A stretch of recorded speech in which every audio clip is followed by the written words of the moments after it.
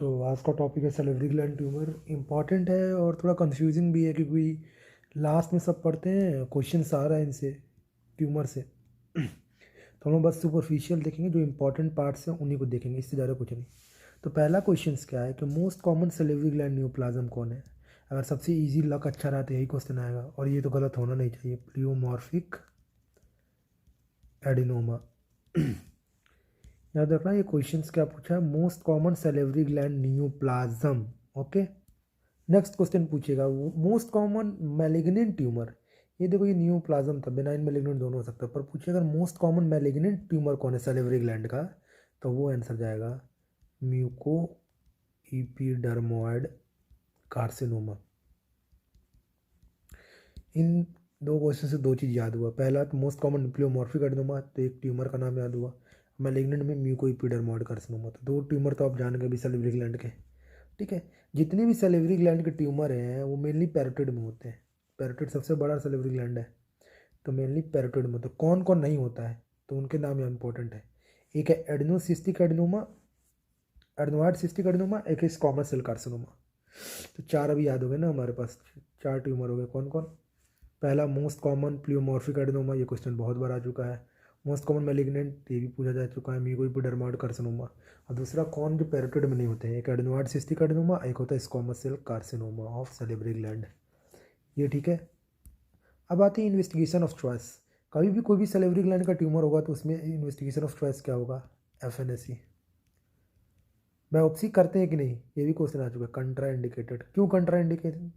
क्योंकि अगर बायोप्सी लोगे तो ट्यूमर सेल का इम्प्लांटेशन का चांसेस है, प्लस ट्रैक्ट में इम्प्लांट हो सकता है ट्यूमर सेल, दूसरा फिस्टुला होने का चांस है।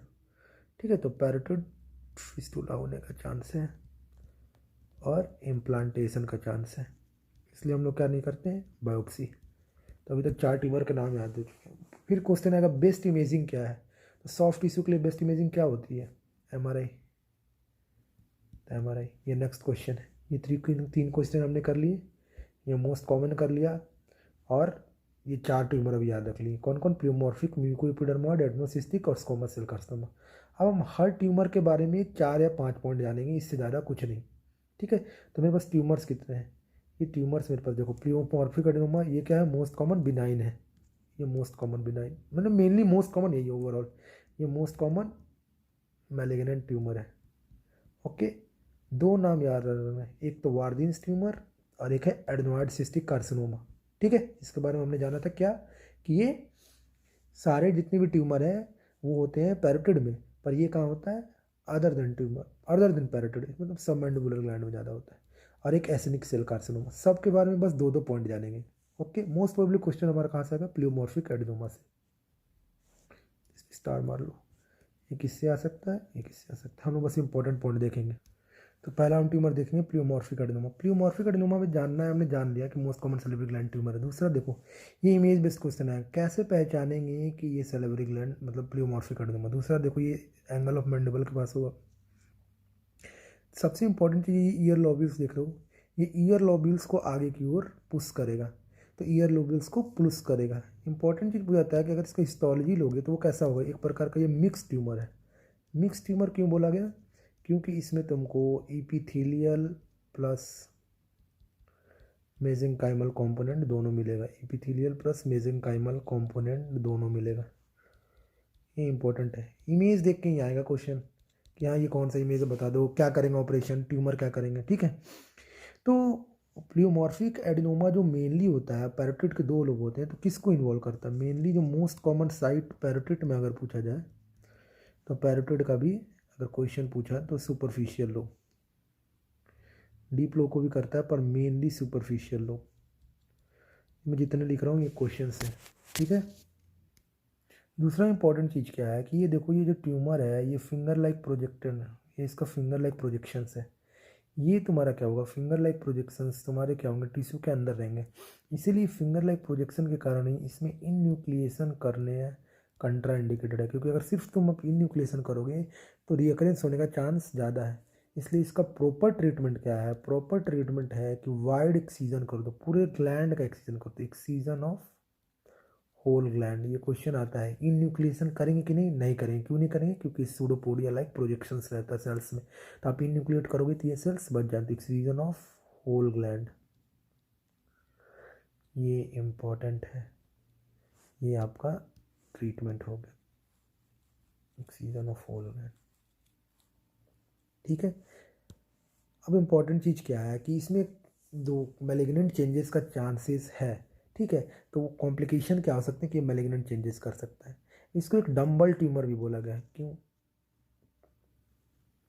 ये डम्बल सेपरेट ट्यूमर भी बोला गया इसको।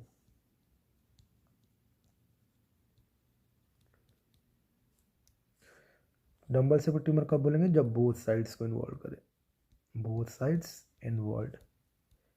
ठीक है, तो ऐसे बीच में मिड लाइन में इधर की ओर पुश करेगा दोनों साइड में, इसको डम्बल सेप ट्यूमर बोलते हैं। ये हमारा प्लेमॉर्फिक एडेनोमा कंप्लीट हो, इतना ही जानना है। ठीक है, उसके बाद में कंपैरिजन भी देख लेते हैं सारे को। ठीक है,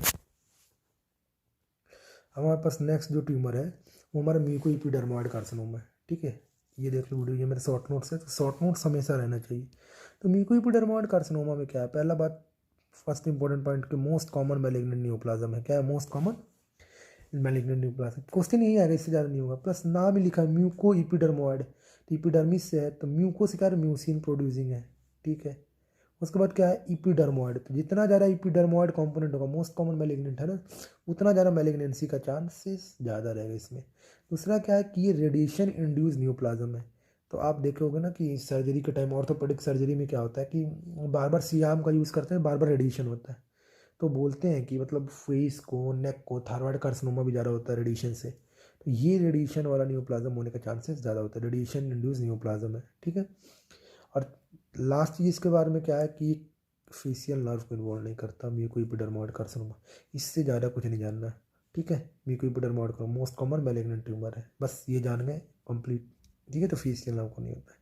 अब आते हैं वार्दिन्स ट्यूमर। वार्दिन्स ट्यूमर हमारा हो गया। वार्दिन्स ट्यूमर के बारे में क्या क्या पॉइंट जाना है? पहला चीज़, वार्दिन्स ट्यूमर को ना हम लोग बोलते हैं पेपिलरी सिस्ट एडिनोमा लिम्फोमेटोसम। ठीक है, पेपिलरी सिस्ट एडिनोमा लिम्फोमेटोसम, इसका मतलब क्या है कि इसमें लिम्फेटिक कंपोनेंट बहुत ज़्यादा है। ठीक है, दूसरा क्या है कि ये पेपिलरी फॉर्म में है और सिस्टिक पैटर्न भी है, तो पेपिलरी सिस्टिक पैटर्न है। ठीक है, एक चीज इंपॉर्टेंट याद रखना कि वार्दिन्स ट्यूमर को याद रखो। वार्दिन्स ट्यूमर है ना, W4W, ये वुमन में बहुत ज़्यादा होता है। तो वुमन में मोस्ट कॉमन अगर सेलेवरी ग्लैंड ट्यूमर पूछे, जो कि नहीं पूछेगा, वो वार्दिन्स ट्यूमर है। W4 वार्दिन्स, W4 वुमन में ज़्यादा होता है। ठीक है, सेकंड मोस्ट कॉमन, ये इंपॉर्टेंट है कि वुमन में अगर ट्यूमर होगा तो वो कब होगा? 5th से 7th डिकेड में। ओके, क्योंकि W लास्ट में आता है, ABCD ना, XYZ, तो ये ट्यूमर भी लास्ट ही में होगा एकदम। दूसरा क्या है, ये वार्दिन्स ट्यूमर क्या है? Well encapsulated and slow growth करता है। देखो वार्दिन्स क्या है ना कि वार करने के लिए है, तो वार हमेशा वेल इनकैप्सुलेटेड, मतलब अच्छे से इनकैप्सुलेट होके, ठीक है, और बहुत स्लो ग्रोथ करता है। इंपॉर्टेंट चीज़ क्या है कि इसमें जो डबल लेयर ऑफ सेल्स होता है, डबल लेयर क्या कि ऊपर आपको कॉल्यूमिनर सेल्स मिलेगा, नीचे क्यूबॉइडल सेल्स मिलेगा। ओके, और ये डजंट कभी मैलिग्नेंट नहीं बनता है, always benign, doesn't turn malignant, malignancy कभी नहीं शो करेगा। इतना नहीं पूछेगा, बस वार्दिन्स ट्यूमर के बारे में इतना जान लो। इसको पेपिलरी सिस्ट एडिनोमा लिम्फोमेटोसम कहते हैं। ओके, इसमें लिम्फोइड कंपोनेंट भी है, पेपिलरी सिस्टिक पैटर्न भी है। ये सेकंड मोस्ट कॉमन ट्यूमर है, ये कोई पूछेगा नहीं। फीमेल में इंपॉर्टेंट है, 5th से 7th, और ये वेल इनकैप्सुलेट होता है, कभी मैलिग्नेंट नहीं होता। अब आते हैं क्या कि देखो ये, अब आते हैं हमारा नेक्स्ट क्या है, adenoid cystic carcinoma. Adenoid cystic carcinoma के बारे में ज़्यादा कुछ नहीं जानना है, बस ये याद रखना कि ये जो most common salivary gland tumour है, किसका? माइनर सेलेवरी ग्लैंड का। तो most common salivary gland tumour है। माइनर सेलेवरी ग्लैंड के बारे में पूछे, मेजर के बारे में तो हमने देख लिया। ठीक है, तो माइनर के बारे में पूछे तो ये एडेनोइड सिस्टिक कार्सिनोमा है, इससे ज़्यादा कुछ नहीं। एक चीज़ बस इंपॉर्टेंट है क्या कि जो एडिनोइड सिस्टिक कार्सिनोमा है, इसके बारे में एक पॉइंट बस इंपॉर्टेंट रख लेना, क्या कि ये ना नर्व्स को इन्वॉल्व करता है, पेरी न्यूरल इन्वेजन शो करता है। पेरी न्यूरल इन्वेजन शो करता है तो फेशियल नर्व को बहुत ज़्यादा इन्वॉल्व करता है। तो इससे यही क्वेश्चन आ सकता है, कोई एक क्वेश्चन जो पूछे तो क्या कि ये नर्व को इन्वॉल्व करता है, पेरी न्यूरल इन्वेजन शो करता है। दूसरा चीज़ क्या है कि ये बोन को भी इन्वॉल्व करता है। इंपॉर्टेंट चीज़ क्या है कि हैवर्सन कनाल में ग्रो करता है, ठीक है, पर डिस्ट्रक्शन नहीं करता, सॉरी, तो ये ना हैवर्सन कैनाल में ग्रो तो करेगा पर डिस्ट्रक्शन नहीं करेगा। तो इंपॉर्टेंट क्या है, एडेनोइड सिस्टिक कार्सिनोमा के बोन और नर्व दोनों को इन्वॉल्व करता है। क्या है कि माइनर सैलिवरी ग्लैंड का मोस्ट कॉमन ट्यूमर है। अब हमारे पास एक और ट्यूमर है जिसका नाम है एसेनिक सेल कार्सिनोमा। ये रेयरेस्ट ट्यूमर है, इनकैप्सुलेटेड होता है, रीजनल लिम्फ नोड को इन्वॉल्व करता है। ये हमारे 5 कार्सिनोमा हो गए। अब इनको कंपैरिजन के टर्म में एक बार देख लेते हैं। तो सबसे पहले आ जाते हैं हमारा प्ल्यूमॉर्फिक एडेनोमा। प्ल्यूमॉर्फिक एडेनोमा हमारा कहाँ है, सेंटर में। तो मोस्ट कॉमन बेनाइन न्यूप्लाज्म, ये तो ठीक है। मोस्ट कॉमन साइट पैरोटिड, ठीक है। फोर्थ डिकेट सुपरफिशियल को इन्वॉल्व करता है। मिक्स ट्यूमर है, डम्बल ट्यूमर भी कह सकते हैं जब दोनों साइड हो। ये फिंगर लाइक प्रोजेक्शन होता है जिसके कारण सूडोपोडिया होता है। इसीलिए हम लोग क्या करते हैं, इसको enucleation contraindicated wide local excision करके निकालना होता है, क्योंकि चांसेस ऑफ रीअकरेंस हो। तो ये मैलिग्नेंट हो सकता है। मैलिग्नेंट पोटेंशियल कौन नहीं शो करता, तो वार्जिन्स ट्यूमर। ये क्वेश्चन बन रहा था ना, अब कभी मैलिग्नेंसी नहीं शो कर सकता। ओके, अब आते हैं हमारा दूसरा mucoepidermoid carcinoma. Mucoepidermoid most common malignant neoplasm. एक क्वेश्चन रेडिएशन के कारण होता है। दूसरा क्वेश्चन म्यूसिन प्रोड्यूस करता है। तीसरा क्वेश्चन एपिडर्मिस जितना ज़्यादा होगा उतना ज़्यादा मैलिग्नेंसी का चांस होगा। वार्जिन्स के बारे में क्या है, W फॉर वार्जिन्स वोमेन से मोस्ट ज़्यादा होता है। इसका और क्या नाम है, पेपिलरी सिस्ट एडिनोमा लिम्फोमेटोसम, मतलब लिम्फॉइड कॉम्पोनेंट भी है इसमें। ओके, डबल लेयर का सेल्स होता है, कॉल्यूमनर क्यूबोइडल, ठीक है। और वार्जिन्स ट्यूमर क्या था, वेल इनकैप्सुलेटेड होता है। वार्जिन्स को क्या है, वार और वुमेन से याद हो, तो वुमन कभी मेटास्टाइज नहीं करती है, ठीक है, तो मेटास्टेसिस नहीं शो करता है। एडेनोइड सिस्टिक कार्सिनोमा के बारे में 2 ही चीज़ याद रखना है। पहला कि पेरी न्यूरल इन्वेजन करता है, नर्व को इन्वॉल्व करता है, बोन को इन्वॉल्व करता है। बोन को इन्वॉल्व करेगा लेकिन ये कभी भी बोन को डिस्ट्रक्शन नहीं करेगा। दूसरा चीज़ क्या है, ये most common salivary gland tumour of minor salivary gland. Minor salivary gland में मोस्ट कॉमन ट्यूमर है। एसेनिक सेल कार्सिनोमा के बारे में ज़्यादा कुछ नहीं जानना है। ये क्या है, इनकैप्सुलेटेड है, रीजनल लिम्फ नोड को इन्वॉल्व करेगा। इसमें क्या करेगा, रेडियल एक्सीजन। अब हमारा क्या है कि जो जो सुपरफिशियल पैराटिड को इन्वॉल्व कर रहा है उसमें हम लोग क्या करते हैं, सुपरफिशियल पैराटिड डक्टमी, ठीक है। तो सुपरफिशियल पैराटेक्टमी किस में करेंगे, ये देखो प्लियोमॉर्फिक एडेनोमा में, वार्जिन्स ट्यूमर में, ठीक है। अब हम लोग टाइप ऑफ पैराटिडक्टमी पढ़ेंगे, ठीक है। तो पहला हमारा क्या है, सुपरफिशियल पैराटिडक्टमी। तो सुपरफिशियल में क्या है कि आप सुपरफिशियल में क्या करोगे कि सुपरफिशियल लोब को निकाल दोगे। देखो पहले पैराटिड को समझ लो, ये सुपरफिशियल लोब है, ये बीच में फेशियल नर्व है, नीचे ये डीप लोब है। तो सुपरफिशियल पैराटिडक्टमी में क्या करोगे आप कि सुपरफिशियल लोब को रिमूव कर दोगे पूरा। तो ये क्या हो गया, सुपरफिशियल पैराटिडक्टमी। इसी को हम लोग क्या बोलते हैं, क्लासिकल पैराटिडक्टमी।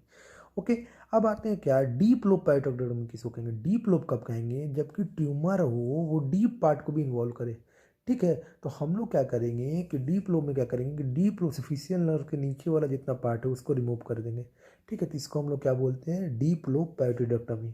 ओके, अब आते हैं हम लोग बात करने टोटल कंजर्वेटिव पैराटिडक्टमी किसको कहते हैं। टोटल कंजर्वेटिव पैराटिडक्टमी किसने कहेंगे, जिसमें हम लोग बोथ सुपरफिशियल और बोथ डीप लोब सबको क्या करते हैं, रिमूव कर देते हैं। ये देखो, ये निकाल दिया और फेशियल नर्व को प्रिजर्व कर ली। तो ऑल सेरेब्रली टिश्यू इज रिमूव। तो इसको हम लोग क्या बोलते हैं, टोटल कंजर्वेटिव पैराटिडक्टमी। ओके, अब आते हैं रेडिकल पैराटिडक्टमी। रेडिकल पैराटिडक्टमी कब कहेंगे, जब अगर ट्यूमर फेशियल नर्व को भी इन्वॉल्व करे। तो रेडिकल मतलब कंप्लीट, तो हम लोग क्या करेंगे, कंप्लीट स्ट्रक्चर को इन्वॉल्व कर लेंगे, डीप लोब को भी, फेशियल नर्व को भी, सुपरफिशियल लोब को भी। इसको बोलते हैं रेडिकल पैराटिडक्टमी। ओके, अब आते हैं एक्सटेंडेड रेडिकल पैराटिडक्टमी कब कहेंगे। इसको भी निकाल दिया, इसको भी निकाल दिया, इसको भी निकाल दिया, इसको भी निकाल दिया, बगल में स्ट्रक्चर है उनको भी निकाल दिया, जैसे मैंडिबल, टेम्पोरल बोन और मसल्स को भी, ठीक है। मैंडिबल, टेम्पोरल बोन, मसल्स को भी निकाल दिया। तो इसको हम लोग क्या बोलेंगे, एक्सटेंडेड रेडिकल पैराटिडक्टमी। तो टाइप्स देख लेते हैं। सुपरफिशियल पैराटिडक्टमी, बस सुपरफिशियल लोब को हटा दिया, किसको, सुपरफिशियल लोब को हटा दिया। ओके, अब आते हैं डीप लोब पैराटिडक्टमी, जब डीप लोब को सिर्फ हटा दिया फेशियल नर्व के। ओके, अब आते हैं टोटल कंजर्वेटिव पैराटिडक्टमी। टोटल कंजर्वेटिव मतलब कंजर्व किसको करना, बस एक चीज़ कंजर्व करने के लिए हमारे पास क्या, फेशियल नर्व। जो फेशियल नर्व को कंजर्व करना है तो उसको बोलेंगे टोटल कंजर्वेटिव पैराटिडक्टमी। अब आता है रेडिकल पैराटिडक्टमी। रेडिकल कब कहेंगे, जब फेशियल नर्व को भी इन्वॉल्व करे। तो फेशियल नर्व को कौन इन्वॉल्व करेगा, एडेनोइड सिस्टिक कार्सिनोमा, तो फेशियल नर्व को भी रिमूव कर दिया। ओके, अब आते हैं एक्सटेंडेड रेडिकल पैराटिडक्टमी, सब को रिमूव करो प्लस साथ में मसल्स और मैंडिबल और टेम्पोरल बोन को भी रिमूव करो, मसल्स को भी इन्वॉल्व करो। अब नेक्स्ट इंपॉर्टेंट क्या है कि जब भी आप पैरोटिड को या पेरिटोडिक्टमी कर रहे हो तो आप क्या इंपॉर्टेंट चीज़ देख रहे हो, फेशियल नर्व को। तो फेशियल नर्व को पहले देख लो, ये अपना ईयर लोब्यूल है, खुद फील करो वहाँ के जस्ट यहाँ पे देखो, ये तुम्हारा फेशियल नर्व है, ये स्ट्रक्चर जो मैं ब्लैक से कर रहा हूँ ये पूरा फेशियल नर्व है। ठीक है, इसके पीछे जो पॉइंटर होता है इसको देखो स्टोलॉयड प्रोसेस, ये सबको पता होगा। ठीक है, ये देखो मसल आ रहा है, पीछे वाला पार्ट है डायगेस्ट्रिक मसल्स का, ये डायगेस्ट्रिक मसल ये दिख रहा होगा, ये पैरेटरी ग्लैंड है, सुपरफिशियल और डीप लोब में डिवाइड करता है, और ये मसल है स्टर्नोक्लेडोमास्टोइड मसल। तो क्वेश्चंस क्या क्या आ रहा है कि आप सर्जरी करते हो तो कैसे डिफ्रेंशिएट करते हो, लैंडमार्क क्या क्या कि फेशियल नर्व के आगे हो।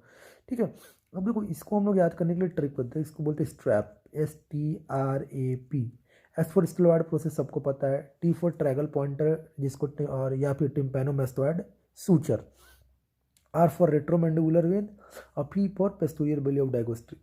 हर बार क्वेश्चन यही आ रहा है कि वो पोस्टीरियर बेली ऑफ डायगोस्ट्रिक की जगह एंटीरियर बेली ऑफ डायगोस्ट्रिक, कोई कॉमन सेंस भी लगाया है तो एंटीरियर बेली तो आगे होगा ना। ये इमेज देखो आप, ये एंटीरियर बेली है और यहाँ पे फेशियल नर्व यहाँ से जा रहा है, तो अब पोस्टीरियर बेली आंसर जाएगा ना, एंटीरियर बेली तो कभी हो ही नहीं सकता। ऑप्शन में हमेशा ये दिया रहता है, लिखा रहता है which one of the following is not a marker for the facial nerve, surgical marker, और उसमें एंटीरियर बेली जाता है, तो एंटीरियर बेली कहाँ से जाएगा। आप इमेज अगर आपको कॉमन सेंस भी होगा ना डायगेस्टिक मसल्स का तो आप कभी नहीं मारोगे। ठीक है, तो उसमें स्ट्रैप लिखा रहेगा, स्टर्नोक्लेडोमास्टोइड, टी फॉर टिम्पैनोमास्टोइड सूचर या ट्रैगल pointer, are for retromandibular vein, और पी फॉर तुम्हारा पोस्टीरियर बेली ऑफ डायगेस्ट्रिक। ये क्वेश्चन आता है, ठीक है, इसलिए इसको यहाँ पर डिस्कस किया गया। इंपॉर्टेंट क्वेश्चन है कि surgical landmark for the facial nerve. Okay, अब एक इंपॉर्टेंट कॉम्प्लिकेशन है जिसको हम लोग बोलते हैं फ्रे सिंड्रोम। ओके, ये सर्जरी प्लस तुम्हारा एनाटॉमी दोनों से इंपॉर्टेंट है। व्हाट इज फ्रे सिंड्रोम और यहाँ पेरिटोडिक्टमी में क्यों पढ़ रहे हैं ये एक्सप्लेन करेंगे। तो फ्री सिंड्रोम में होता क्या है, फ्री सिंड्रोम को इंपॉर्टेंट चीज़ इसको और क्या बोलते हैं, ऑरिको टेम्पोरल सिंड्रोम भी बोलते हैं। अब होता क्या है, देखो मान लो ना कि आपने एक पेशेंट का पेरिटोडिक्टमी किया था, ठीक है, उसके बाद क्या होता है, वो पेशेंट आपके पास आता है, बोलता है सर मेरे साथ प्रॉब्लम क्या है। हमको बोलो क्या प्रॉब्लम है, तो बोला खाना देखता हूँ, जब भी मैं टेस्टी फूड देखता हूँ या फिर उसका स्मेल आता है तो स्मेल आने के बाद सैलिवेशन होना चाहिए ना, तो इसको बोलते स्वेटिंग होने लगता है। सोचने वाली बात है ना, स्वेटिंग क्यों होता है, स्टाइल कोलिन पारासिम्पथेटिक है ना, पारासिम्पथेटिक स्टिमुलेशन होता है तो तुम्हारा सिक्रेटोमोटर फाइबर जाता है ना, तो स्वेटिंग होता है। ओके, तो होता कि स्वेटिंग इसलिए होता है क्योंकि यहाँ पे क्या होता है कि जो पारासिम्पथेटिक सिक्रेटोमोटर फाइबर है, ओके, जो पारासिम्पथेटिक सिक्रेटोमोटर फाइबर है वो इंजर्ड हो जाता है। हमने क्या किया, किस नर्व को इंजर किया यहाँ पे, ऑरिको टेम्पोरल नर्व इंजर हो जाता है, और इंजरी के बाद ये नर्व रीजनरेट करता है। होता क्या है, पारासिम्पथेटिक सिक्रेटोमोटर फाइबर क्या करता है, ये इनर्वेट कर देता है आफ्टर इंजरी, जो नर्व रीजनरेट करता है सिंपैथेटिक फाइबर जो सप्लाई करता है स्विट्जरलैंड को। ठीक है, जो सिंपैथेटिक फाइबर किसे सप्लाई करता है, स्विट्जरलैंड को। अब होता क्या है कि स्मेल के बाद होता है हमारा सेलिब्रेशन होना चाहिए, पर गलती से पारासिम्पथेटिक सिक्रेटोमोटर फाइबर किसको स्टिमुलेट कर देता है, sympathetic fibre supplying the Switzerland. आपको पता है ना, स्वेटिंग स्टाइल कोलिन से होता है पर ये सिंपैथेटिक सिस्टम से एसोसिएटेड है।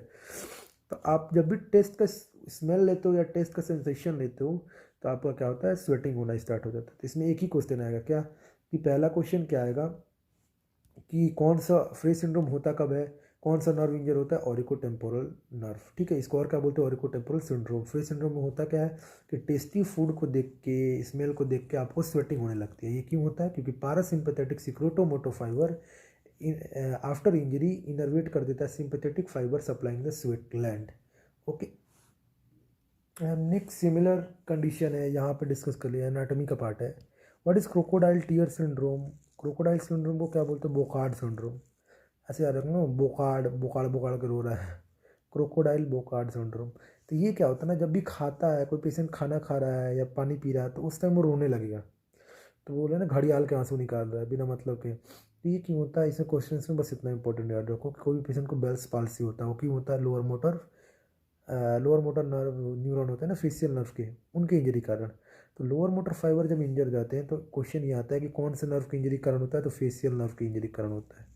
अब पेशेंट जो बेल्स पाल्सी से रिकवर करता है मेनली उसमें देखा जाता है क्या, क्रोकोडाइल सिंड्रोम। तो इसको कंफ्यूज मत होना किससे, अभी जो हमने पढ़ा फ्रे सिंड्रोम। ठीक है, तो फ्रे सिंड्रोम क्या होता है, खाना का स्मेल देख कर स्वेटिंग होना। ठीक है, और ये क्रोकोडाइल बोकार्ड सिंड्रोम है। That's all.